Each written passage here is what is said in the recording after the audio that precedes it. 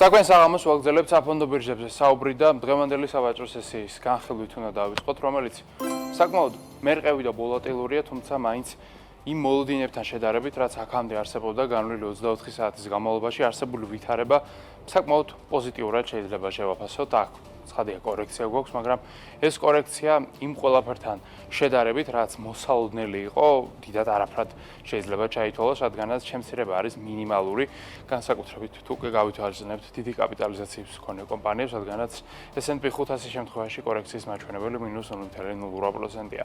Dow Jones-თან მიმართებით ვითარება უფრო უარესია შედარებით -0.28% გვაქვს, NASDAQ-ის შემთხვევაში კი კორექცია 0.11%-ია. აქ გასათვალისწინებელი არის ის მოცემულობა, რომ რეალურად ინვესტორებს გაცილებით უარესი მოლოდინები ჰქონდათ, რადგანაც ამერიკის ინტერვენცია ირანთან კონფლიქტში ეს ცხადია გეოპოლიტიკური რისკების სერიოზულ ესკალირებას ნიშნავდა, მაგრამ მაინც როგორც ჩანს, ბირჟაზე უკვე ასახული იყო ეს რისკები წინასწარ, შესაბამისად უკვე დღევანდელ სავაჭრო სესიაზე ამ რისკების რეალიზაცია ფასებში ყოველ შემთხვევაში ჯერჯერობით არ გვინახავს, თუმცა რა თქმა უნდა, დღე არ დასრულებულა, შეიძლება ვითარება საკმაოდ დრამატულადაც კი შეიცვალოს, როგორც ხედავთ, ვოლატილობა არის ძალიან მაღალი, ფასები იცვლება დრამატულად, შესაბამისად სანამ ბირჟა არ დაიხურება, დიდად დასვენების გამოტანას აზრი ამ ეტაპზე არ აქვს.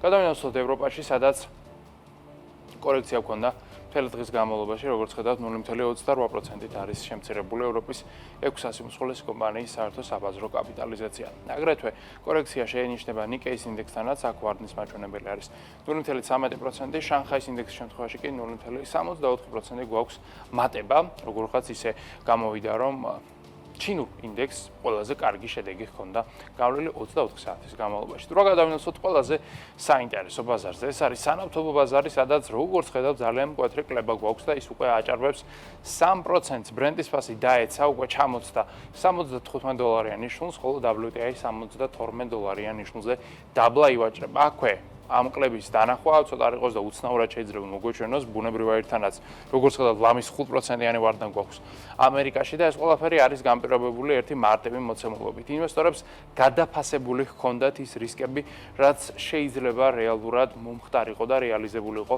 ახლო აღმოსავლეთის კონფლიქტში ამერიკის შეერთებული შტატების ინტერვენციით და როდესაც ბაზარს აქვს გადაჭარბებული მოლოდინები, ამ დროს როგორც წესი წინასწარ არის გაზრდილი ფასები, ხოლო ეფექტიანი ბაზრის თეორია გვეუბნება, რომ როდესაც რაღაც წინასწარ არის ცნობილი, ის ფასში უკვე მომენტალურად დასახულია, შესაბამისად დიდად ცვლილებები აღარ გვაქვს, პირიქით კლება ფიქსირდება, რაც პრინციპში ძალიან ლოგიკური და მოსალოდნელიც კი შეიძლება იყოს. აქვე მაინც გასათვალისწინებელი არის, რომ გრძელვადიან პერსპექტივაში, თუ კი მაგალითად ერთვიან პერიოდს დავაკვირდებით, დავინახავთ აქვე, რომ მაინც მატება გვაქვს და ეს არის დაახლოებით +20%, თუმცა დღევანდელ სავაჭრო სესიაზე ის კოლოსალური ზედა ნავთობთან მიმართებით არ გვინახავს, რომელზედაც აპელირებდნენ როგორც ირანის წარმომადგენლები, ასევე კრემლში წარმოდგენილი პოლიტიკის შემქმნელები. აქვე უნდა ვისაუბროთ ოქროზეც, რომელიც მცირედ მატებას აფიქსირებს. აქაც, როგორც გითხარით, მოლოდინები არის გაცვლებული, ოქროს ინვესტორებს ალბათ ჰქონდათ მოლოდინი, რომ დღეს აქ +3%-ს დაინახავდნენ, მაგრამ მატება არის სულ რაღაც 0.5% და უნცია მეტალის ფასი არის $386. მიუხედავად ამ მცირედი მატებისა, ერთ წლიან პერიოდში ოქროს მაინც ძალიან პოზიტიური შედეგი აქვს და ეს მატება არის დაახლოებით 45.9%, თუმცა აქაც უნდა გავითვალისწინოთ ის, რომ რისკები წინასწარ ცნობილი იყო, შესაბამისად რაღაც როდესაც არის წინასწარ ცნობილი, ის როგორც წესი შემდეგ უკვე ფასების დამატებით დას აღარ იწვევს. კლეო ჰქონდა დღის და კვირის განმავლობაში კრიპტოინდუსტრიასთან მიმართებით, რომელიც მოგეხსენებათ არჩაბატ-კვირას ისვენებს და ბაზრის საერთო შეფასება დაეცა $3.2 მილიარდამდე.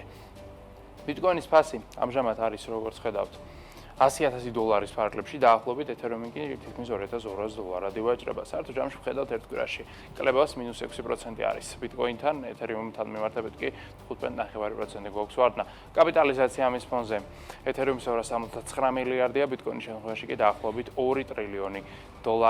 ეს ნეგატიური განწყობა, რაც ბაზრებზე იყო მთელი ამ დღეების განმავლობაში, პირდაპირ აისახა კრიპტობირჟაზე, რადგანაც ერთადერთი ბაზარი, რომელიც შაბათ-კვირის განმავლობაში ინვესტორებისათვის ღია და ხელმისაწვდომი იყო სწორედ კრიპტობაზარი.